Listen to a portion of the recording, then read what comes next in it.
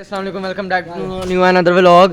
जी तो गाइस ये देख रहे हैं आप हमारे सामने आज फरूक भाई आए हैं। फरूक भाई वायरल होना कि नहीं? अस्सलाम वालेकुम, ये हमारे फरूक भाई हैं, ये हमारे नया चैनल बना रहे हैं। आपने इनको सपोर्ट करना है, लाइक करना है, शेयर करना है, वीडियो वॉच करनी, बेल आइकन पे क्लिक करना है। इंशाल्लाह फरूक भाई तुसी बोलो मिलेंगे। फरूक भाई आप अपनी ऑडियंस से कुछ कहें, आपके पास कैमरों में आ रहे हैं, प्लीज कुछ।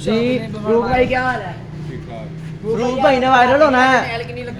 फरूक भाई ने वायरल होना है। फरूक भाई हीरो बंदे हैं हमारे, लेजेंड प्रो है। फरूक भाई किनिया किथे नहीं रही, एक भी नहीं है, बुड्ढी है खाली। नहीं से नहीं आ रही फरूक भाई लेजेंड प्रो है हमारे ना सबसे सीनियर शैम्पू। लालपुर गैलरी अभी उस दिन गए थे बर्तन धोने। फरूक भाई की है 125 के 70 फरूक भाई चक्के आए यार, अब हीलर आए। फरूक भाई ऐसा ना